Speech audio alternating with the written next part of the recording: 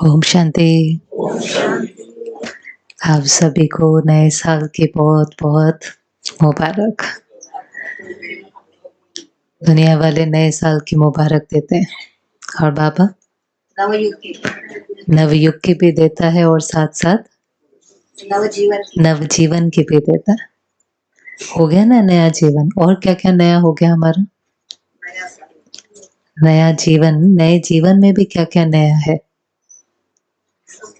नए संकल्प, नए कर्म, नए संस्कार, नया परिवार, श्रेष्ठ भाग्य। बदल गया ना जीवन। कई बार ऐसा लगता है बाबा नहीं होता और ज्ञान नहीं मिलता तो क्या ही जीवन होते, है कि नहीं? भटकते रहते, अल्पकाल की खुशी में, अल्पकाल के प्यार में भटकते रहते। और कल की भी बाबा कितनी पावरफुल मुरली चली, सुनी थी सभी ने? किस किसने सुनी थी? तो आज वही वाली मुरली वापस रिवाइज करेंगे क्योंकि बहुत सारी बातें उस मुरली के अंदर थी, जिसमें जो मुख्य बात बाबा ने कही थी कि अभी किस चीज को इमर्ज करना है। क्या इमर्ज करना है? अगर मुक्ति के गेट खोलने हैं तो किस चीज को इमर्ज करना है? बेहद की वैराग्य वृत्ति। बेहद की वैराग्य वृत्ति किसको कहते हैं? वैराग्य। वैराग्य को इंग्लिश में क्या कहेंगे? डिसइंटरेस्ट। अब डिसइंटरेस्ट का मतलब क्या है? बाबा कहते हैं कि अंदर में बेहद का वैराग होना चाहिए, तो ही तपस्या होगी, तो ही सेवा होगी, तो ही भाग्य बनेगा, तो ही मुक्ति के गेट खुलेंगे। बेहद का वैराग्य, किसी चीज में इंटरेस्ट ही नहीं हो ऐसा। पुरानी दुनिया की किसी भी चीज में ऐसा इंटरेस्ट नहीं होना चाहिए कि वो चीज हमें भर रही हो। इसलिए बाबा ने उसका उल्टा क्या बताया, बहुत सुंदर, कि अगर बेहद की वैराग्य वृत्ति नहीं है तो क्या है? क्या है? देखो मुरली सुनी होती है पर छूट जाती है ना बहुत सारी बातें। अगर बेहद की वैराग्य वृत्ति नहीं है तो साथ में बाबा ने कहा था तो फिर क्या है? लगाव है। लगाव है। क्यों लगाव होता है? क्योंकि उस चीज से कोई ना कोई हमें प्राप्ति हो रही होती है, और अगर किसी भी चीज से अगर प्राप्ति होगी, वहां लगाव होगा तो फिर संपन्न और संपूर्ण नहीं बन सकते। बाबा ने कहा छोटी छोटी हद की इच्छाएं होती हैं जो गिराने के निमित्त बन जाती हैं। बाबा हमें कैसा बनाना चाहता है? निराधार। एक बाबा, दूसरा कोई नहीं। कोई चीज के ऊपर हमारी डिपेंडेंसी नहीं हो, कोई चीज। तभी तो अंत मते सो गति होगी ना। अंत में कैसे बाबा याद आएगा? अगर किसी भी चीज के ऊपर डिपेंडेंसी होगी, किसी भी चीज के अंदर लगाव होगा, चाहे वो व्यक्ति है, वस्तु है, वैभव है, तो लास्ट में आप बताओ कौन याद आएगा? बाबा थोड़ी ना याद आएगा, बुद्धि ऑटोमेटिकली वहां पर जाएंगे। और इसीलिए अगर किसी चीज के ऊपर डिपेंडेंसी होगी भी ना, तो आप समझना ये ड्रामा इतना वंडरफुल बना हुआ है कि वो चीज हमारे से जरूर छूटेंगे। क्योंकि ड्रामा भी ऐसा बना हुआ है कि वो भी हमारे से पुरुषार्थ कराता है।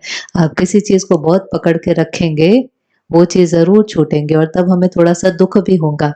लेकिन लक्ष्य क्या है? इस सबको पकड़ के रखने का लक्ष्य नहीं है। लक्ष्य है कि सहारा कौन हो? एक बाबा, दूसरा ना कोई। तो बहुत वंडरफुल मुरली थी। अभी धीरे धीरे वापस सुनेंगे, जो जरूरी बातें हैं उसको नोट करेंगे और अंदर में लक्ष्य भी रखेंगे कि जो नए साल के लिए बाबा ने कहा है वो हमें करना है। तो जो कल की जो रिवाइज कोर्स की मुरली थी उसकी डेट थी 31/12/2004। माना कितने समय पहले ये मुरली चली थी?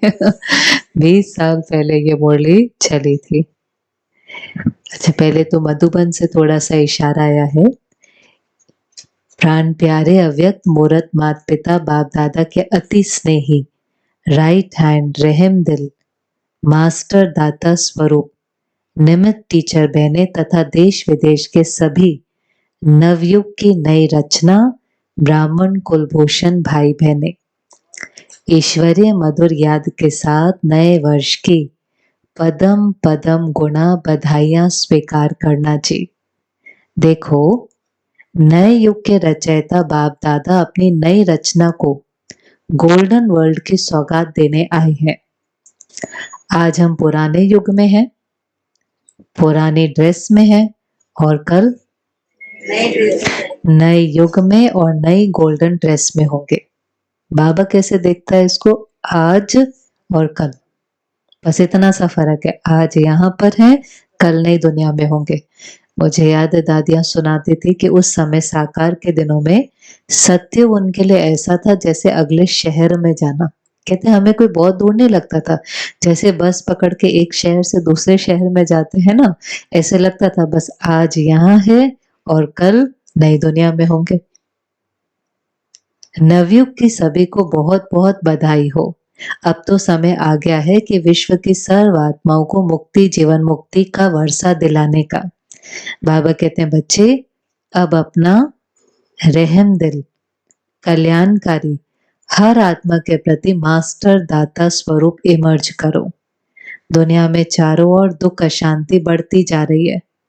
ऐसे समय पर जब सभी मुक्तिदाता बाप को पुकार रहे हैं, तो आप बाबा के राइट हैंड बच्चे अपनी श्रेष्ठ मनसा द्वारा, शुभ भावना, शुभ कामना द्वारा, वाणी द्वारा, संबंध संपर्क द्वारा सभी को कुछ ना कुछ दो। उनकी पुकार सुनो, दुखियों के दुख दूर करो। इसके लिए बाबा कहते हैं बच्चे अब बेहद की वैराग्य वृत्ति को इमर्ज करो, तो सहज ही मुक्ति धाम के गेट खुल जाएंगे। इस नए वर्ष में लक्ष्य रखो बाप द्वारा मिला हुआ खजाना, संकल्प, श्वास, संपत्ति, ज्ञान, गुण, शक्तियां, सब कुछ क्या करना है? सब कुछ सफल करना है। सफल करने से ही सफलता मिलेगी। ये लाइन अंडरलाइन करते हैं। हमें आज तक ये नहीं समझ में आता था, हमें लगता था सफलता माना और अक्वायर करना और प्राप्त करना। लौकिक दुनिया में सफलता किसको कहते हैं? देने को नहीं कहते। लौकिक दुनिया में तो आज तक हम क्या समझते थे? सफलता माना अचीवमेंट, अक्वायर करना, पोजीशन अक्वायर करना, धन अक्वायर करना, प्रॉपर्टी अक्वायर करना, नाम मान शान को प्राप्त करना। करते जाओ करते जाओ, हम समझते थे वो सफलता है। और बाबा ने सफलता की तो पूरी भाषा ही, परिभाषा ही बदल दी। बाबा ने कहा सफलता अक्वायर करना नहीं है, सफलता देना है। जो जो आप सफल करना चाहते हो, सफलता माना उसको क्या करो? दान करो। और फिर ये समझाया कि बच्चे जो आप दान करते हैं वो वास्तव में दान नहीं है, वो वास्तव में क्या हो रहा है? वो क्या, हाँ, वो जमा हो रहा है, इन्वेस्टमेंट है। जैसे हम बैंक में धन लगाते हैं तो उसको दान कहेंगे कि इन्वेस्टमेंट कहेंगे? वो तो और बढ़ कर के ही लौटना है ना। तो चाहे ज्ञान है, गुण है, शक्ति है, अनुभव है, कुछ भी है, आप उसको देना शुरू करो, वो चीज क्या हो जाएगी? बढ़ना शुरू होगी। और ये कैसे होता है? कैसे होता है ये? देने से बढ़ कैसे सकती है वो चीज? हाँ जी, दो तरीके से। पहला, जब हम दे रहे होते हैं तो सबसे पहले उसका फायदा किसको होता है? आप गुण का दान करेंगे, शक्ति का दान करेंगे, जो भी दान करेंगे वो चीज पहले किसको मिलती है? हमें। फिर वो किसी को मिलती है, उसको कुछ ना कुछ उससे प्राप्ति होती है, तो उस आत्मा की दुआएं मिलती हैं। और दुआएं प्योर पॉजिटिव एनर्जी है जो आत्मा की क्षमता, आत्मा की शक्ति, आत्मा की विल पावर को बहुत बहुत बढ़ाते हैं। तो ये अंदर में आप फिट होना चाहिए। कई चीजें ना बदलने पड़ते हैं, बिलीफ सिस्टम। जैसे पहले लगता था कि आगे बढ़ना है तो सबको पीछे छोड़ करके तो आगे बढ़ेंगे ना। फिर समझ में आया बाबा की मुरलियों से कि आगे बढ़ने के लिए क्या करना होगा? सबको आगे बढ़ाना। बाबा ने कहा जो सबको आगे बढ़ाएगा वो अपने आप आगे बढ़ जाएगा। तो कई चीजें हमें अंदर में वो चेंज करना पड़ेगा, बिलीफ सिस्टम। तो सफल करने से ही सफलता मिलेगी। तो बोलो, नए वर्ष में नए उमंग उत्साह के साथ सब कुछ सफल करते हुए बाप दादा को प्रत्यक्ष करने की सेवा करेंगे ना? एक है स्वस्थिति, दूसरी है सेवा। दोनों बातों पर अटेंशन रखते हुए अपनी उन्नति की प्लानिंग के साथ साक्षात्कार मूर्त बन बाप को प्रत्यक्ष करने की सेवा करनी है। ये जनवरी मास विशेष तपस्या मास है।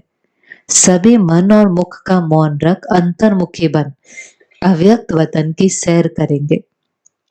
आज के इन महावाक्यों में भी बाप दादा ने पूरे वर्ष के लिए होमवर्क दिया है, जिस पर आप सभी अवश्य मनन चिंतन कर पूरा अटेंशन देना जी। बाकी इस बार महाराष्ट्र जोन की सेवा का टर्न है। 17,000 से भी अधिक भाई बहनें शांतिवन में पहुंचे हैं। तो कल जो आपने सभा देखी, कितने पहुंचे हुए थे? 17,000। ठंडी भी अपना रूप अच्छा दिखा रही है। डबल विदेशी भाई बहनें भी नया वर्ष मनाने के लिए ज्ञान सरोवर में रिट्रीट कर खूब भरपूर हो रहे हैं। अच्छा, सभी को पुनः नए वर्ष की मुबारक के साथ साथ बहुत बहुत याद। ओम शांति। तो ये पत्र विशेष मधुबन से दादी जी का आता है। और अभी जो कल मुरली बाबा की चली थी, उस मुरली का टाइटल था इस वर्ष के आरंभ से। हाँ, शुरू हो रहा है ना, इस वर्ष के आरंभ से बेहद की वैराग्य वृत्ति इमर्ज करो, यही मुक्ति धाम के गेट की चाबी है। टाइटल ही कितना पावरफुल है। इस वर्ष के आरंभ से बेहद की वैराग्य वृत्ति इमर्ज करो, यही मुक्ति धाम के गेट की चाबी है। आज नवयुग रचता बाप दादा अपने बच्चों से नव वर्ष मनाने के लिए, परमात्मा मिलन मनाने के लिए बच्चों के स्नेह में अपने दूर देश से साकार वतन में मिलन मनाने आए हैं। दुनिया में तो नव वर्ष की मुबारक एक दो को देते हैं, लेकिन बाप दादा आप बच्चों को नव युग और नव वर्ष दोनों की मुबारक दे रहे हैं। नया वर्ष तो एक दिन मनाने का है, नवयुग तो आप संगम पर सदा मनाते रहते हो। आप सभी भी परमात्म प्यार के आकर्षण में खिंचते हुए यहाँ पहुंच गए हो। सामने जो बैठे हैं इतने हजारों की सभा, 2004 की ये मुरली है, तो बाबा कहते सब कैसे पहुंच जाते हैं? कौन से विमान में बैठ करके सभी आ जाते हैं? स्नेह के आकर्षण में खिंचे हुए पहुंच जाते हो। क्योंकि फिर भी आप देखो, जब इतने हजार लोग मधुबन में पहुंचते हैं, तो वो सब कुछ, भले सब कहते हैं मधुबन पहुंचकर ये तो बिल्कुल स्वर्ग की तरह है, पर कभी वंडर देखो, अपने घर में सब आराम से बैठते हैं, वहां खाना लेना है तो लाइन में लगना है, नहाने जाना है तो लाइन में लगना है, रूम में रहना है तो औरों के साथ शेयर करना है। तो एक्चुअली में जो डिस्कम्फर्ट है वो बढ़ जाना चाहिए, लेकिन फिर भी हर एक को कैसा लगता है कहाँ पहुंच गए? क्यों? क्योंकि क्या भासता है हर समय? सुख शांति स्नेह। ऐसा निस्वार्थ प्यार, ऐसा वायुमंडल, ऐसा स्नेह कहीं और मिलता नहीं है। तो इतने हजारों के बीच में भी अच्छा लगता है। हर एक की दिल होती है कि नहीं होती, कि कैसे भी करके साल में एक बारी दो बारी तो मधुबन जाने को मिले। लेकिन सबसे दूर देश से आने वाला कौन है? डबल विदेशी। वो तो फिर भी इस साकार देश में ही है, लेकिन बाप दादा दूर देशी कितना दूर से आते हैं, हिसाब निकाल सकते हो? कितने माइल में आए हैं? तो बाबा को आने में कितनी देर लगती है? तो दूर देशी बाप दादा चारों ओर के बच्चों को, चाहे सामने डायमंड हॉल में बैठे, चाहे मधुबन में बैठे, चाहे ज्ञान सरोवर में बैठे, चाहे गैलरी में बैठे हैं, आप सबके साथ जो दूर बैठे देश विदेश में बाप दादा से मिलन मना रहे हैं, बाप दादा देख रहे हैं सभी कितने प्यार से दूर से देख भी रहे हैं और सुन भी रहे हैं। आप देखो, बाबा कभी किसी को भूलता नहीं है। ये भी जैसे एक विशेषता होती है ना, जैसे लौकिक में समझो माता पिता के 2-3 बच्चे हैं, अभी नया साल है, कोई एक दो घर आ पाते हैं, एक दो नहीं आ पाते हैं, कोई विदेश में, माँ बाप भूल जाते हैं उनको। वो सब कुछ करते हुए भी, सेलिब्रेट करते हुए भी, उनकी बुद्धि कहाँ पर होती है? वो जो बच्चा नहीं पहुंचता है ना, उसको भी याद करेंगे, उसको भी फोन करेंगे, उसको भी बताएंगे आज क्या बनाया, क्या याद रहती। ऐसे बाबा भी, जैसे वो भक्ति में भगवान कहते थे, लेकिन अभी डायरेक्ट क्या है? माता पिता। वो पालना का अनुभव होता है। गैलरी वाले को भी बाबा याद कर रहा है, ऊपर जो बैठा है उसको भी याद कर रहा है, जो नहीं आया है उसको भी याद कर रहा है, जो सुन रहा है, जो कहीं देख रहा है, सबको बाबा क्या करता है? याद करता है। तो चारों ओर के बच्चों को नवयुग और नए वर्ष की पदम गुणा मुबारक हो, मुबारक हो, मुबारक हो। बच्चों को तो नवयुग नैनों के सामने है ना, बस आज संगम पर है, कल अपने नवयुग में राज्य अधिकारी बन राज्य करेंगे। इतना नजदीक अनुभव हो रहा है। आज और कल की ही बात है। कल था, कल फिर से होना है। कौन सा शब्द इंपॉर्टेंट है? फिर से। एक फिर होना है। कल था और कल फिर से होना है। अपने नवयुग की गोल्डन युग की गोल्डन ड्रेस सामने दिखाई दे रही है। देखो अभी देखने के लिए कह रहा है बाबा, सुनने के लिए नहीं कह रहा। अपने नवयुग की गोल्डन ड्रेस सामने दिखाई दे रही है। आई सामने, कितनी सुंदर है। क्या लगा हुआ है उसके ऊपर? हीरे मोती मणके सोना सब लगा स्पष्ट दिखाई दे रही है। आ, इतना किलो होगा तो कितना भारी लगेगा। आज साधारण ड्रेस में है और कल नवयुग की सुंदर ड्रेस में चमकते हुए दिखाई देंगे। नव वर्ष में तो एक दिन के लिए एक दो को गिफ्ट देते हैं, लेकिन नवयुग रचता बाप दादा ने आप सबको गोल्डन वर्ल्ड की सौगात दी है, जो अनेक जन्म चलने वाली है। विनाशी सौगात नहीं है, अविनाशी सौगात बाप ने आप बच्चों को दे दी है। याद है ना? एक्चुअली हम हद में इतना चले जाते हैं कि बेहद की जो इतनी प्राप्तियां होती हैं उनको कई बार भूल जाते हैं। बेहद में अगर बुद्धि रहे ना तो हद की छोटी छोटी बातों का प्रभाव पड़ेगा। हद में तो देखो धीरे धीरे तमो प्रधानता बढ़नी है, बातें बढ़नी है, एक दो के संस्कार और कड़े होने। अब चाहे तो हद में रह करके इसका उसका इधर का उधर का कंप्लेन ब्लेम इसी में ही समय बीत जाता है। और दूसरा बाबा कहते हैं छोड़ो इसको, अभी बुद्धि का लंगर क्या करो, उठा दो। सब नंबरवार पुरुषार्थ अनुसार है, सबका अपना अपना पाठ है, सबकी अपनी अपनी ड्रामा की नोंद है। आज ये है, कल नई दुनिया में होंगे। अपनी बुद्धि को कहाँ ले जाओ? एक आंख में शांति धाम, दूसरी आंख में सुख धाम। सेकंड में जा सकते हो, सेकंड में नई दुनिया में जा सकते हो। अभी अभी संगम पर अभी अभी अपनी गोल्डन दुनिया में पहुंच जाते हो कि देरी लगती है।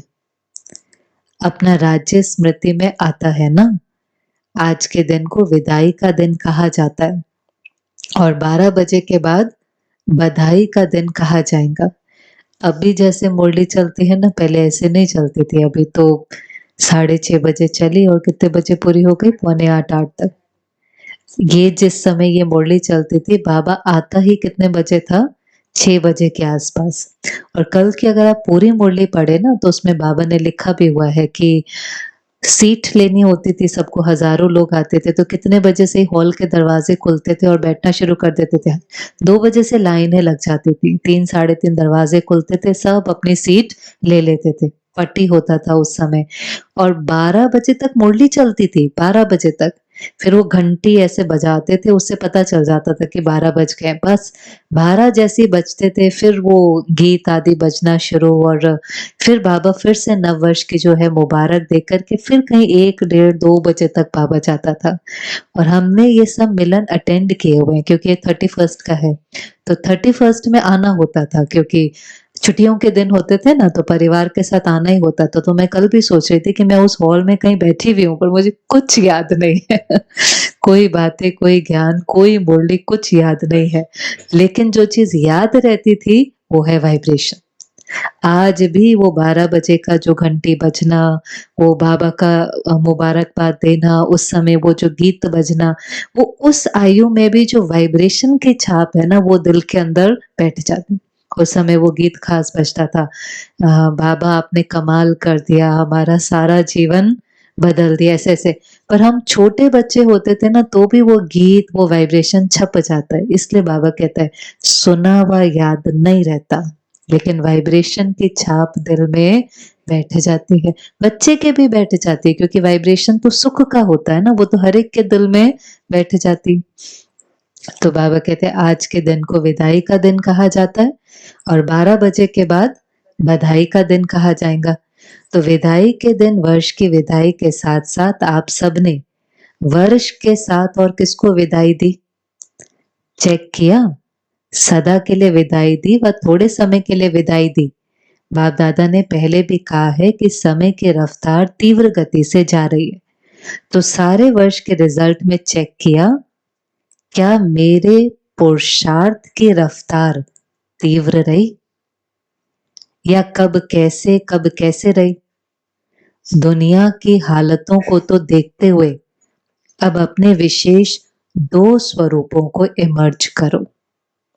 वह 2 स्वरूप हैं, पहला सर्व के प्रति रहमदिल और कल्याणकारी। 2 रूप में कौन सा? पहला सर्व के प्रति रहमदिल और कल्याणकारी, और दूसरा हर आत्मा के प्रति सदा दाता के बच्चे, मास्टर दाता। तो दोनों ही स्वरूप में देने की भावना है ना। रहम का ऑपोजिट क्या होगा? बेरहम। रहम दिल, रहम किस पर करना होता है? जो कमजोर है, परवश है। तो एक्चुअली जो परवश आत्मा है, कमजोर आत्मा, उससे भूले होती हैं, कभी क्रोध करेगा, कभी कुछ करेगा। पर बाबा कहते हैं ऐसी आत्मा के ऊपर भी आप क्या करो? रहम। रहम तभी आएगा जब मन में ये पक्का होगा कि वो आत्मा कमजोर है। अगर आपको मन में आ गया ना ये गलत है, ये गलत है, 2 शब्द हैं, एक है गलत है, एक है कमजोर है। जैसे कोई फिजिकली हैंडीकैप्ड होता है, उससे अगर कोई चीज गिरती है, कोई नुकसान होता है, कुछ टूटता है, तो आपको उसके ऊपर रहम आता है। अगर ठीक ठाक व्यक्ति चीजें गिराए, ध्यान नहीं दे, तो आपको रहम नहीं आता। फिर आपको क्या आता है? ध्यान से नहीं रख सकते, ठीक से नहीं चल सकते, फिर आपको गुस्सा आता है क्योंकि वो बिल्कुल ठीक ठाक है। लेकिन अगर वो फिजिकली हैंडीकैप्ड है तो आपको क्या आता है? रहम आता है। ऐसे ही ये फिजिकली हैंडीकैप्ड नहीं है, लेकिन आत्मा मन से कमजोर है, आत्माएं इमोशनली बहुत कमजोर है, आत्माएं पुराने संस्कारों के परवश है। जब तक ये स्मृति इमर्ज नहीं होगी तब तक उन्हों के प्रति रहम नहीं आएगा। अगर आपको लगेगा गलत है, तो फिर तो क्या आएगा? गुस्सा। फिर गुस्सा किस में बदल जाएगा? गुस्सा किस में बदल जाता है? थोड़े समय के बाद नफरत में बदल जाता है। नफरत बहुत अंदर सूक्ष्म होती है, ऐसे बाहर की नफरत नहीं होती। नफरत क्या होता है? आप उनसे बात नहीं करेंगे, थोड़ा सा किनारा करेंगे, सेवा में सहयोग नहीं देंगे, ऐसे ऐसे छोटा। जैसे माँ भी कई बार बच्चे से बात नहीं करती 1-1, 2-2 दिन, तो वो भी क्या है? अंदर में एक प्रकार से नफरत ही हो जाती है। तो पहली चीज बाबा ने कहा रहम और कल्याण की भावना, और दूसरा दाता, मुझे देना है। वो दे ना दे, लेकिन मुझे देना है। विश्व की आत्माएं बिल्कुल शक्तिहीन, दुखी, अशांत चिल्ला रही हैं। बाप के आगे, आप पूज्य आत्माओं के आगे पुकार रही हैं। कुछ घड़ियों के लिए भी सुख दे दो, शांति दे दो, खुशी दे दो, हिम्मत दे दो। बाप तो बच्चों के दुख परेशानी को देख नहीं सकते, सुन नहीं सकते। क्या आप सभी पूज्य आत्माओं को रहम नहीं आता? मांग रहे हैं, दे दो, तो दाता के बच्चे कुछ तो अंजलि दे दो।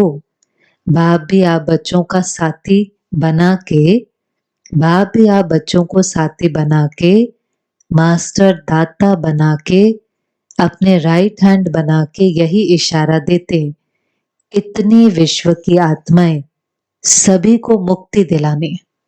चलो जीवन मुक्ति तो सबको नहीं मिलेगी, लेकिन कम से कम घर तो सभी आत्माएं जाएंगे ना, मुक्ति दिलानी है।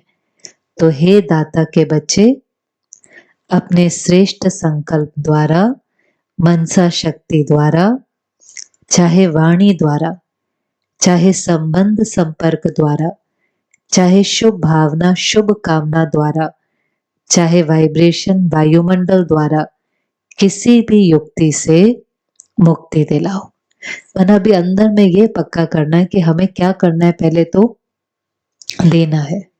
और देने के तरीके बहुत है, सिर्फ बोल करके नहीं दे सकते, वाणी से भी देते हैं, वाइब्रेशन से भी देते हैं।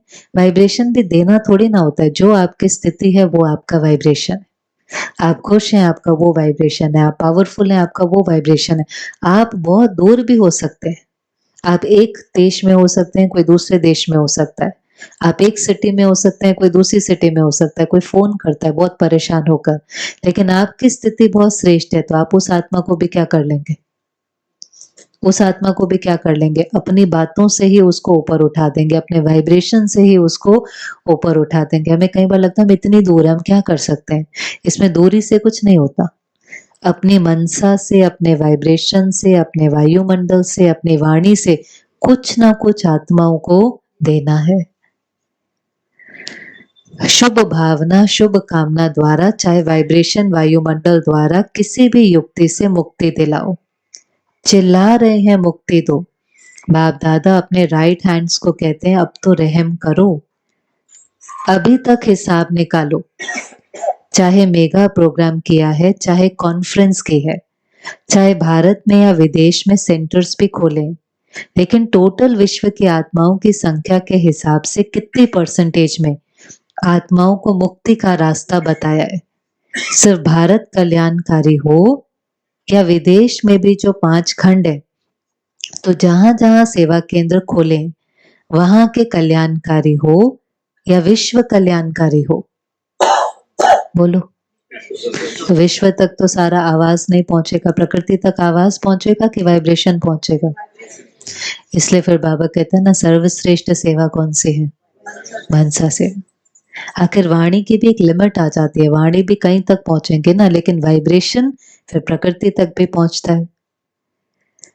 विश्व का कल्याण करने के लिए हर एक बच्चे को बाप का हैंड, राइट हैंड बनना है। किसको भी कुछ दिया जाता है तो किससे दिया जाता है? हाथों से दिया जाता है ना। तो बाप दादा ने आप सबको हैंड्स बनाया है, तो बाप दादा अपने राइट हैंड से आज पूछते हैं कितने परसेंट का कल्याण किया है, कितने परसेंट का किया है? सुनाओ, हिसाब निकालो। पांडव हिसाब करने में होशियार होते हैं ना, इसलिए बाप दादा कहते हैं स्व पुरुषार्थ और सेवा के भिन्न भिन्न विधियों द्वारा पुरुषार्थ तीव्र करो। स्व की स्थिति में भी 4 बातें विशेष चेक करो, इसको कहेंगे तीव्र पुरुषार्थ। अब 4 बातें जो अपनी स्थिति की चेक करनी है, उससे पहले इस साल के लिए बाबा ने जो पक्का कराया, देना है। और आप देखेंगे कि वो देने देने में ही हमारी प्रॉब्लम्स भी सारी खत्म हो जाएंगी, हमारा भी कल्याण हो जाएगा, हमारे लिमिटेड परिवार का भी कल्याण हो जाएगा, विश्व का भी कल्याण हो जाएगा। पर अंदर में ये गांठ बांधनी है कि इस बारी मुझे किसी से कुछ लेना नहीं। ये ना संकल्प रोज अमृत वेले उठकर करना पड़ता है कि हमें किसी से कुछ भी नहीं चाहिए। हम दाता के बच्चे कौन है? मास्टर दाता। और हमें मास्टर दाता बन करके क्या करना है? देना है। किसको देना है? किसको देना है? उसमें बाबा सबसे अच्छा उदाहरण देता है फूल बनने का। फूल बनने का सबसे अच्छा उदाहरण है, क्योंकि फूल क्या करता है? खुशबू देता है। किसको देता है? वो ये थोड़ी ना देखता है कि मैं अभी प्राइम मिनिस्टर के हाथ में हूं तो थोड़ी ज्यादा दे दूं, अभी टेररिस्ट के हाथ में हूं तो नहीं दूं। नहीं, उसका संस्कार है। चाहे रेगिस्तान में, कीचड़ में, बगीचे में, किसी श्रेष्ठ आत्मा के पास है, कहीं भी है, वो नहीं देखता कुछ भी, वो अपने संस्कार को नहीं छोड़ता। इसलिए बाबा कहते हैं फूल बनो, फूल बनो, गुलगुल बनो, फूल बनो। हमें नहीं देखना कोई दे रहा है कि नहीं दे रहा है। एक मुरली में बाबा ने कहा वो दे या ना दे, आप स्नेह देते देते, सुख देते देते वो आपका संस्कार बन जाएगा, वो आपका बहुत पक्का गहरा संस्कार बन जाएगा। आप ये देखो ही नहीं कौन दे रहा है कौन नहीं दे रहा है। अपने से पूछो मेरा कर्तव्य क्या है, मेरा फर्ज क्या है, और मेरे को बाबा ने अपना राइट हैंड बना करके क्या डायरेक्शन दिया है। गांठ बांधनी है। बाकी हमें किसी से कोई भी अपेक्षा नहीं।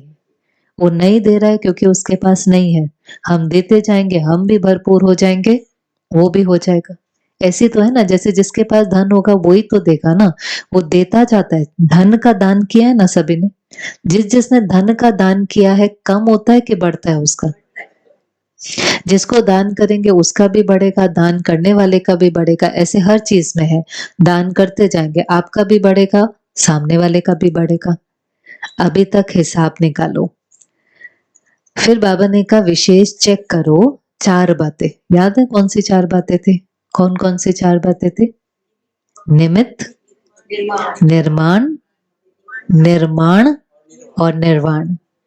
एक बात पहले तो ये चेक करो कि निमित्त भाव है। कोई भी रॉयल रूप का मैंपन तो नहीं है, मेरापन तो नहीं है।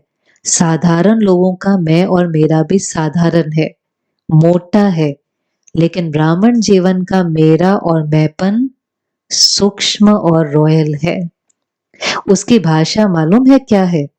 ये तो होता ही है, ये तो चलता ही है, ये तो होना ही है। भाषा क्या है? चला लेना उस चीज को, अलबेलेपन की जो भाषा होती है, ये तो होता है, ये तो चलता है, चल रहे हैं, देख रहे हैं। तो एक निमित्त भाव हर बात में निमित्त है, चाहे सेवा में, चाहे स्थिति में, चाहे संबंध संपर्क में। चेहरा और चलन निमित्त भाव का हो। निमित्त भाव के अंदर क्या नहीं होता? ईगो नहीं होता। जब बाबा निमित्त, कई बार वो वाला समझना मुश्किल लगता है, लेकिन ईगो नहीं होनी चाहिए, वो समझना इजी लगता है। तो निमित्त भाव का क्या मतलब है? कुछ भी मैं और मेरा अभी नहीं बचा। मना मुझे ठीक लगता है वो नहीं, उसका कोई मैं और मेरा खत्म हो गया। अभी मैं के आगे क्या लगा दिया? आत्मा। और मेरे के आगे बाबा। तो जो बाबा की मत है, जो बाबा के संस्कार हैं, जो बाबा की शिक्षाएं हैं, जो बाबा का मेरे प्रति डायरेक्शन है, बस वही उसी भाव में चलना है। नहीं तो लगता नहीं मुझे ये ठीक लगता है, मुझे ऐसा करना है, वो भी क्या है? सूक्ष्म अभिमान है। चाहे सेवा में, चाहे स्थिति में, चाहे संबंध संपर्क में, चेहरा और चलन निमित्त भाव का हो। और उसकी दूसरी विशेषता होगी निर्माण भावना। निमित्त और निर्माण भाव से निर्माण करना। अब ये दो निर्माण अलग अलग कौन से हैं? निर्माणता किसको कहते हैं? ह्यूमिलिटी, जिसमें कोई प्रकार का अभिमान नहीं है, निर्माणता, ह्यूमिलिटी। और फिर निर्माण करना माना, वो कौन सा निर्माण है? क्रिएट करना। तो कुछ भी सेवा के निमित्त क्रिएट करते हैं, कुछ भी करते हैं, लेकिन दो क्वालिटी पहले कौन सी चाहिए? निमित्त भाव चाहिए, इंस्ट्रूमेंट कॉन्शियसनेस चाहिए। कराने वाला बाबा है और हम कौन है? निमित्त है। पर ये एक बोलने में होता है और एक सच की फीलिंग होती है। बोलने में तो हम सभी कहते हैं ना, कोई भी चीज होगी हम कहते हैं कौन करा रहा है? बाबा। किसका घर है? बाबा का। विशेषता किसने दी? सब सब बोलने में तो बाबा है, पर अंदर में अगर उससे हमें कोई खुशी होती है या उससे हम कुछ लेते हैं, वो बहुत अंदर की सूक्ष्म चेकिंग होती है कि सच में निमित्त भाव है कि कभी कभी उसके अंदर थोड़ा सा अहंकार भी आ जाता है। कैसे पता चलेगा अहंकार है? हाँ जी, अपमान के मैं सोचता हूँ हमारी विशेषता को, हमारे कर्म को, सेवा को, सेंटर को, स्टूडेंट को, जो हमने अक्वायर किया उसके बारे में किसी ने कुछ कहा और थोड़ा सा बुरा लगा, तो फिर अभिमान था। और अगर निमित्त भाव होगा तो बाबा जाने, बाबा का काम जाने। जैसे ब्रह्मा बाबा को बहुत निमित्त भाव था ना, तो इतनी गालियां खा करके भी कभी बुरा नहीं लगा, फील नहीं हुआ। और हमें छोटी छोटी बातों में क्या हो जाता है? फीलिंग आ जाती है। फीलिंग उसको आती है जिसके अंदर में निमित्त भाव नहीं है। निमित्त भाव होगा तो प्रशंसा है तो भी बाबा की, निंदा है सब ऊपर डाल दो। यहाँ पर निमित्त है ना, तो निमित्त को क्यों फीलिंग आने के? बाबा का कार्य है, बाबा का, बाबा आप जानो। निंदा है तो भी उसकी महिमा है, तो भी उसके निमित्त भाव। निर्माणता, किसी भी चीज की कोई अभिमान नहीं, ईगो, फिर उससे अपने आप निर्माण का कार्य होता है। जहाँ भावना ठीक होती है वहां कार्य के अंदर सफलता तो होती है। और चौथी बात कौन सी? निर्वाण। जब चाहे निर्वाण धाम में पहुंच जाएं, निर्वाण स्थिति में स्थित हो जाएं, क्योंकि स्वयं निर्वाण स्थिति में होंगे तब दूसरों को निर्वाण धाम में पहुंचा सकेंगे। अभी सभी मुक्ति चाहते हैं, छुड़ाओ छुड़ाओ चिल्ला रहे हैं। तो ये चार बातें अच्छी परसेंटेज में प्रैक्टिकल जीवन में होना, अर्थात अर्थात अगर ये चार बातें जीवन में है तो उसको क्या कहेंगे? तीव्र पुरुषार्थी। फिर ऐसी आत्मा कैसी है? तीव्र पुरुषार्थी।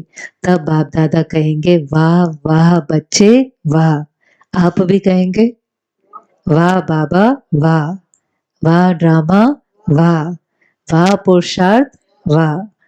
लेकिन पता है अभी क्या करते हो? पता है? देखो पता तो हमें सब कुछ होता है, इससे तो हंसने लगते हैं। अभी कभी तो कहते हो वाह और कभी कहते हो वाई। कहते हो ना? वाह के बजाय वाई, और वाह के बजाय वाई वाई हो जाता है, और फिर वाई बदल कर किसमें हाय हाय हो जाता है। आजकल तो ज़माना भी ऐसा ही है ना, मिलते हैं एक-दूसरे को क्या कहते हैं? हाय, हाय कहते हाय, हाय कहते हैं ना, पर एक्चुअली में ये शब्द का जो वाइब्रेशन है वो बहुत ऊपर नहीं है।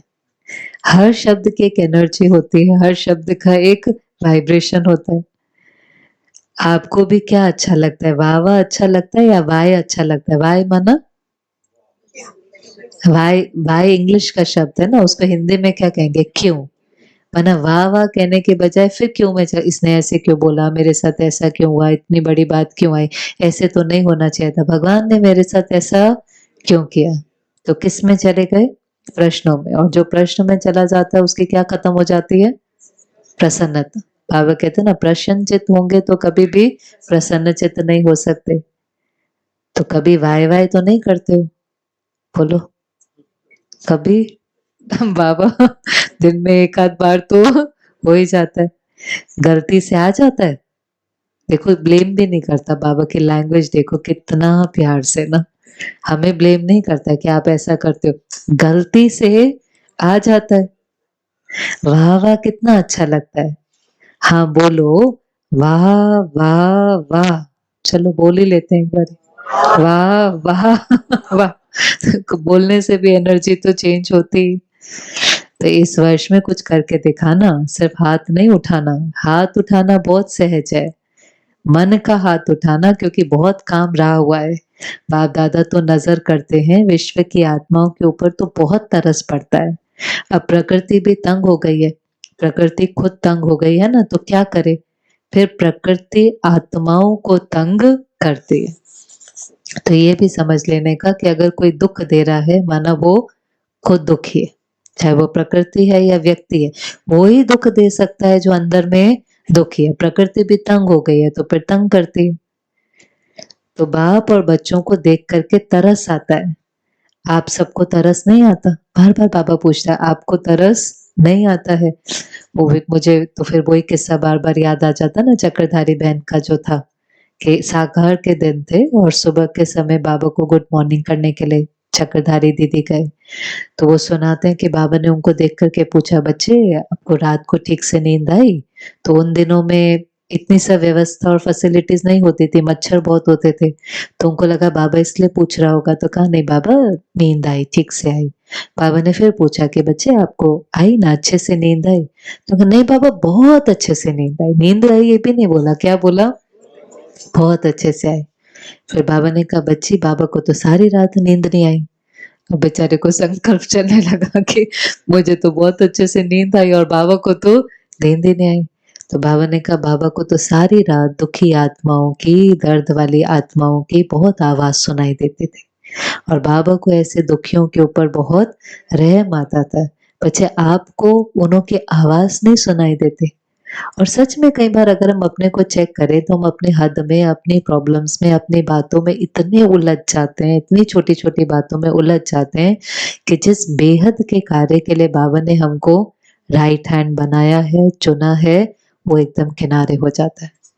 आप सोचो कोई ट्रस्ट करके आपको कोई कार्य दे, ट्रस्ट कर रहा है ना कि मुझे लगता है कि ये बड़ा कार्य आप ही कर सकते हो और हम वो रिस्पॉन्सिबिलिटी ले भी लें और उसको कहें अच्छा हम ये कार्य कर देंगे और फिर हम उस कार्य को बिल्कुल इग्नोर कर दें या भूल ही जाएं, तो सामने वाले को कैसा लगेगा कि मैंने आपको ट्रस्ट करके इतना बड़ा कार्य दिया।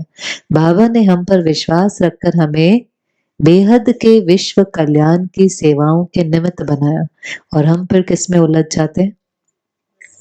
अपने हद और छोटी-छोटी बातों में। तो बाबा आज कह रहा रहम नहीं आता? आपको आवाज़ नहीं सुनाई देती? अभी अपने लौकिक में कुछ हो जाए ना किसी को, तो पूरी आवाज़ सुनाई देगी। रात को नींद भी नहीं आएँगी, होता है कि नहीं? छोटे से परिवार में कोई जो हॉस्पिटल में बीमार हो, किसी का फ़ोन आ जाए, कुछ हो जाए, फिर उसकी आवाज़ सुनाई देती है, कहती सारी रात ना मुझे वो याद आ रहा था, मैंने उसको बहुत प्रकाश दिया, मैंने उसको बहुत वाइब्रेशन भेजा, मैंने बाबा को याद करके उसको बहुत शक्तियाँ दी। पर एक्चुअली में यहाँ पर क्या था? लगाव। किया, करना हमें आता है, पर हमने किसके लिए किया? सिर्फ जिनके साथ हमारा बहुत नज़दीक का रिश्ता है, पर उसके अंदर वो निस्वार्थ सेवा नहीं है, उसके अंदर कहीं न कहीं थोड़ा-सा अटैचमेंट है। निस्वार्थ कब होगी? जब सारा विश्व ही मेरा परिवार है। सिर्फ खबर सुनकर चुप हो जाते हो। बस इतनी आत्माएं चली गई। वो आत्माएं संदेश से तो वंचित रह गई। अभी तो दाता बनो, रहम दिल बनो।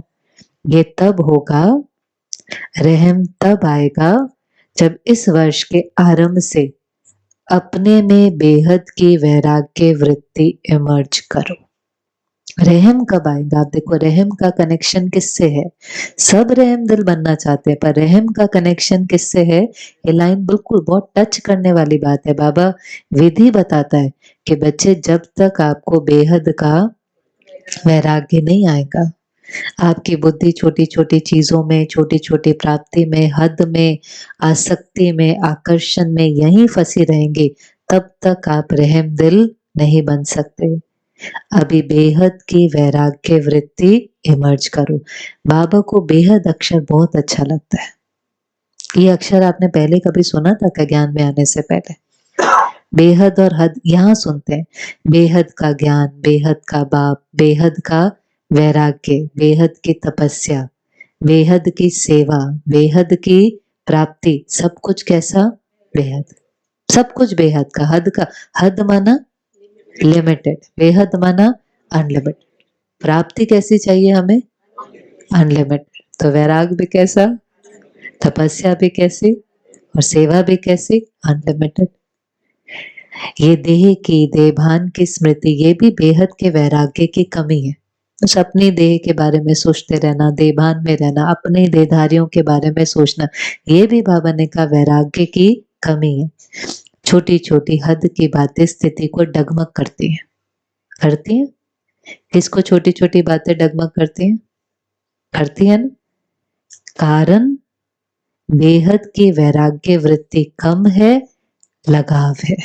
बहुत पावरफुल लाइन है। डगमग होने का कारण क्या है? लगाव। जहां लगाव होगा उसके बाद वहां क्या होगा? आपको किसी से लगाव है,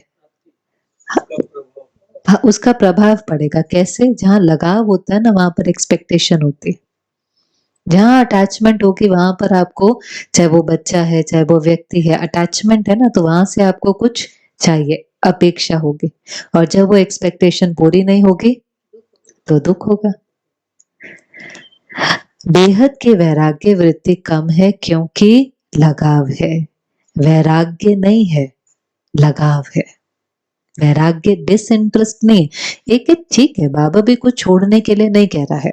घर बार भी संभालो, बच्चे भी संभालो, धंधा भी संभालो, लेकिन फिर भी कहता है कि उसके अंदर आपकी बुद्धि फंसी हुई नहीं हो। कैसे होकर के संभालो? निमित्त भाव से, ट्रस्टी होकर। गृहस्थी नहीं बनो, ट्रस्टी होकर। कुछ ऊपर नीचे होता है उसके अंदर, आपके अंदर ऊपर नीचे नहीं। बाहर ऊपर नीचे हो रहा है, होना ही है। 5 आत्माओं के साथ आप रहते हो, हर एक का अपना अपना हिसाब किताब है। आपका बच्चा ही है, उसकी यात्रा अलग होगी, जीवन के उतार चढ़ाव आएंगे। अब एक है, उसके जीवन में उतार चढ़ाव आ रहा है, वो तो ऊपर नीचे हो रहा है, लेकिन साथ साथ आप भी ऊपर नीचे हो रहे हैं। तो उसको बेहद के वैराग्य वृत्ति कहेंगे कि लगाव कहेंगे? और बेहद के वैराग्य वृत्ति किसको कहेंगे? कि किसी भी सीन, माना डिसइंटरेस्ट का मतलब ये नहीं है कि आप सहयोग नहीं देते हैं, लेकिन कोई भी चीज आपकी बुद्धि को ऊपर नीचे नहीं कर सकती। आपके मन की स्थिति किसी भी चीज के ऊपर डिपेंडेंट नहीं है। वैराग से पहले क्या होगा? बाबा ने वैराग के आगे का बहुत स्पष्ट बताया। वैराग्य, फिर त्याग, फिर तपस्या, फिर सेवा, फिर भाग्य। चाहे तो लिख लो, पहले वैराग्य, फिर त्याग, पुराने संस्कार, कमी कमजोरियों का त्याग, फिर तपस्या, फिर होती है सेवा, उस सेवा से बनता है भाग्य। लेकिन वैराग्य से पहले क्या है? कब वैराग्य आएगा बेहद का? हाँ जी, खुद भरा हुआ है। तो वैराग्य से पहले क्या है? भरपूरता। किससे भरपूरता? बाबा के खजानों से। तो हमारा जो वैराग है ना, वो समझ से नहीं है। हमारा वैराग कैसा है? भर गए, सब कुछ मिल गया, अतीन्द्रिय सुख मिल गया, तो पुरानी दुनिया से, पुरानी चीजों से, पुराने विकारों से, पुरानी बातों से क्या हुआ? वैराग आ गया। लाया नहीं, एक होता हमने वैराग को लाया, दूसरा है हमें वैराग आ गया। क्यों आ गया? क्योंकि खाली थे इसलिए नहीं। क्यों वैराग आया? क्योंकि भर गए। और संसार कौन बन गया हमारा? एक बाबा दूसरा ना कोई। तो हमारी डिपेंडेंसी हर चीज के ऊपर खत्म हो गई। ये बहुत एक्चुअली सूक्ष्म है, करते हैं तो इजी लगता है, जैसे अगर क्रिया होता है तो एकदम आता है कि वैराग कब आया? जब भर गए। वैराग इसलिए नहीं आया कोई दुख था, कोई प्रॉब्लम थी, कोई परेशान थे, इसलिए वैराग नहीं आया। क्यों वैराग आया? क्योंकि अंदर में आया, पाना था सो पा लिया। सब कुछ तो मिल गया, बाबा ने सब कुछ तो दे दिया, मुझे अब और कुछ चाहिए नहीं। तो मेरा किसी और के ऊपर कोई डिपेंडेंसी, कोई मेरा झुकाव, लगाव, प्रभाव ऑटोमेटिकली खत्म हो गया। अच्छा, अगर नहीं भरा होगा तो बाबा ने बता दिया वैराग्य की जगह क्या होगा? लगाव होगा। फिर वहां से नहीं लेंगे तो कहां से लेंगे? यहाँ से लेंगे। यहाँ से लेंगे तो हिसाब किताब यहाँ बनेगा, उलझते जाएंगे और फंसते जाएंगे, और निकलने की जगह हद के अंदर दलदल में फंसते जाएंगे। छोटी छोटी हद की बातें स्थिति को दगमग करती हैं, कारण बेहद के वैराग्य वृत्ति कम है, लगाव है। अगर वैराग्य नहीं है तो लगाव है। जब बिल्कुल बेहद के वैरागी बन जाएंगे, वृत्ति में भी वैरागी, दृष्टि में भी बेहद के वैरागी, संबंध संपर्क में, सेवा में, सब में बेहद के वैरागी, तब मुक्ति धाम का दरवाजा खुलेगा। अभी तो जो आत्माएं आ रही हैं फिर जन्म लेंगे, फिर दुखी होंगे। अब मुक्ति धाम का गेट खोलने के निमित्त तो आप हो ना, ब्रह्मा बाप के साथी हो ना। तो बेहद की वैराग्य वृत्ति है गेट खोलने की चाबी, और वैराग्य इमर्ज करने की विधि है एक बाबा दूसरा न।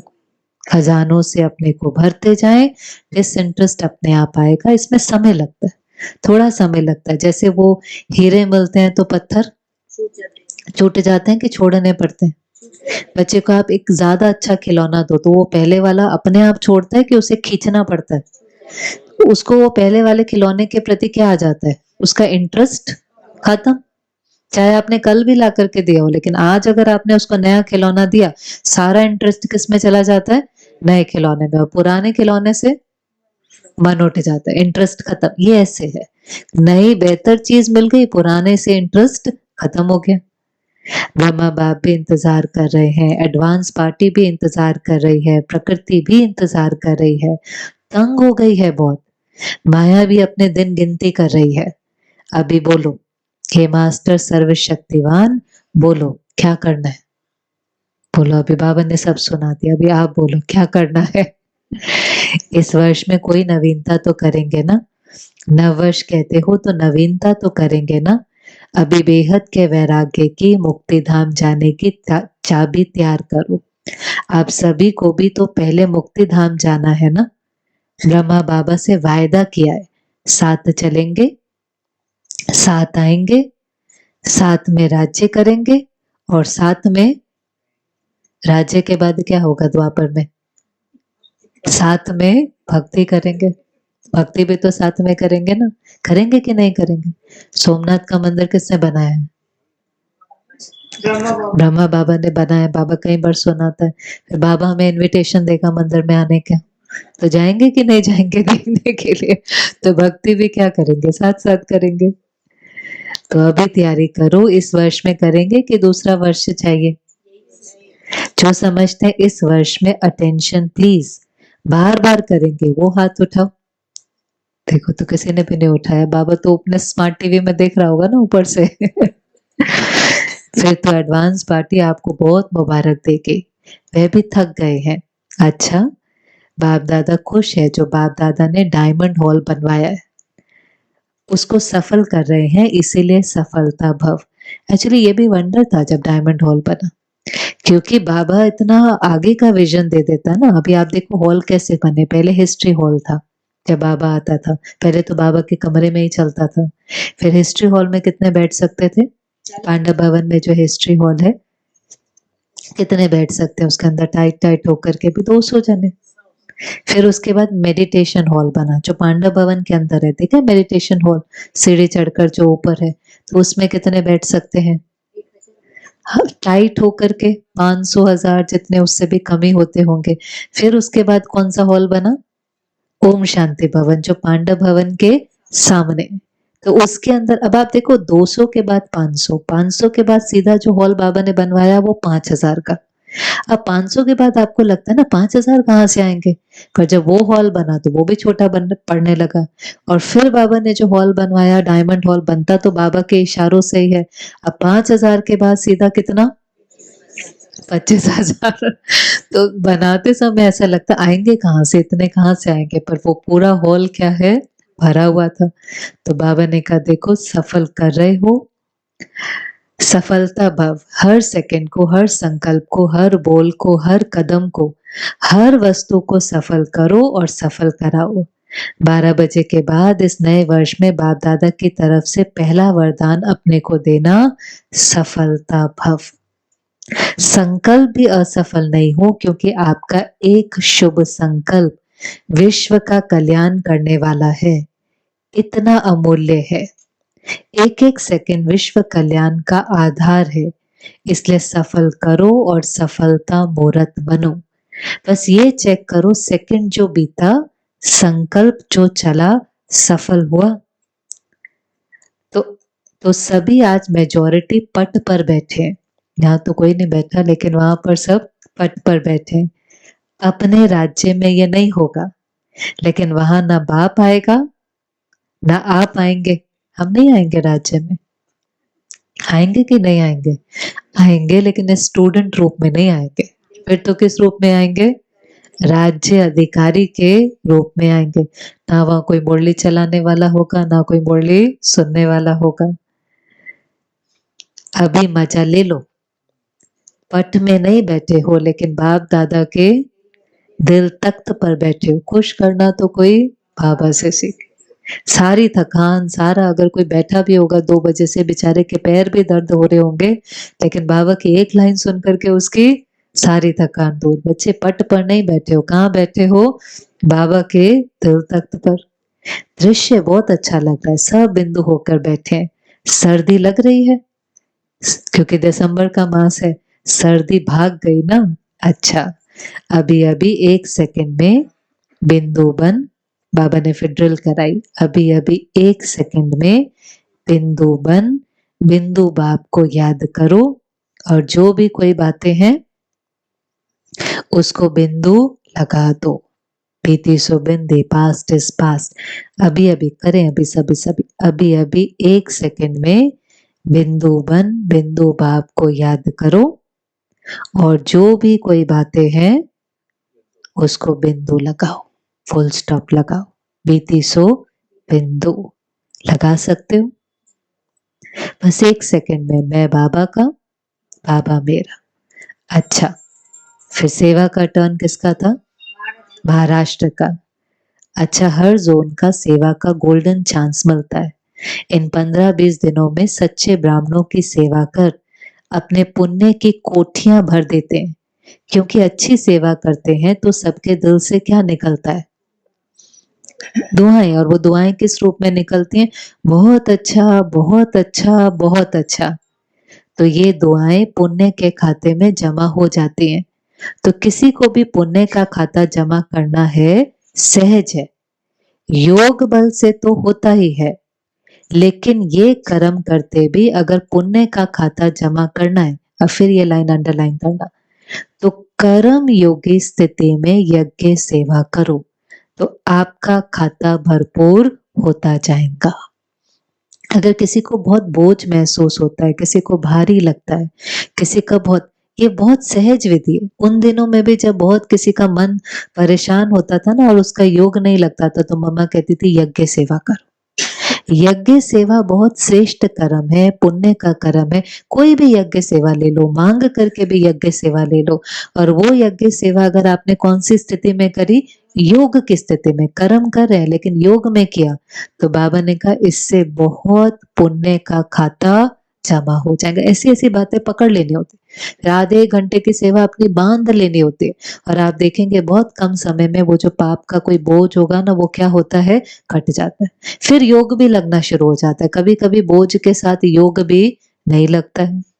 तो किसी को भी पुण्य का खाता अगर जमा करना है तो सहज है। योग बल से तो होता ही है, लेकिन ये कर्म करते भी अगर पुण्य का खाता जमा करना है तो कर्म योगी स्थिति में यज्ञ सेवा करो तो आपका खाता भरपूर हो जाएगा। अगली बार यज्ञ सेवा करने का कोई चांस मिले, छोड़ना नहीं। क्या कहना, क्या बन रहा है? पुण्य का खाता जमा हो रहा है और साथ में क्या जाएगा? पुण्य। ये बहुत सहज विधि है। महाराष्ट्र तो है, महाराष्ट्र की संख्या भी महा है, सेंटर्स भी ज्यादा हैं और गीता पाठशालाएं तो बेशुमार हैं। अच्छा, डबल विदेशी बहुत आए हैं। डबल विदेशी तो शांतिवन व मधुबन का विशेष श्रृंगार है। बाप दादा देखते हैं एक एक बच्चा विशेष डबल हीरो है, रत्न भी है और हीरो पार्ट बजाने वाले भी हैं। तो हर एक विदेशी डबल हीरो है। देखो कितने देशों में, और वहां से ही तैयार होके वहां ही सेवा कर रहे, वहीं से ही निकले, वहीं तैयार हुए और वहीं पर ही सेवा कर रहे। अच्छा, 45 देश वालों को पदम पदम पदम मुबारक हो। मतलब 45 देशों से डबल विदेशी आए हुए थे। फिर लास्ट में बाबा ने याद प्यार दिया, अभी चारों ओर के सर्व नए युग के मालिक बच्चों को, चारों ओर के नए वर्ष मनाने के उमंग उत्साह वाले बच्चों को सदा उड़ते रहना और उड़ाते रहना। ऐसी उड़ती कला वाले बच्चों को सदा तीव्र पुरुषार्थ द्वारा विजय माला के मणके बनने वाले विजयी रत्नों को बाप दादा का नए वर्ष और नए युग की दुआओं के साथ साथ पदम गुणा थालियां भर भर के मुबारक हो, मुबारक हो। एक हाथ की ताली बजाओ। अच्छा, ओम शांति। तो ये थे बाबा के नए वर्ष के विशेष मधुर महावाक्य। और विशेष बाबा ने क्या कहा, क्या क्या करना है? बेहद के वैराग्य वृत्ति को इमर्ज करना है। कोई चीज हमें अपनी तरफ खींचे नहीं। बैठो साइलेंस में, क्या चीज है, कौन सा व्यक्ति है, छोटी छोटी चीजें भी होंगी ना, छोटी चीज भी गिराने के निमित्त बन जाती है। ये लाइन बाबा ने कहा, छोटी छोटी हद की इच्छाएं स्थिति को ऊपर नीचे कर देती। अभी जरा सी कोई दुख की बात आती है, वो छोटी चीजें बिल्कुल हमें कैसे लगने लगती है? बेकार। छोटी छोटी चीजें, आपने मुझे सम्मान नहीं दिया, पूछा नहीं, कई बार कितनी छोटी चीजें होती हैं जिसको लेकर के हम अपनी स्थिति को ऊपर नीचे कर देते हैं। छोटी छोटी इच्छाएं, छोटी छोटी आकर्षण, छोटी छोटी। और फिर जरा सा कोई बड़ा पेपर आता है तो कहते बाबा बस ये ठीक कर दो, हमें कुछ नहीं चाहिए।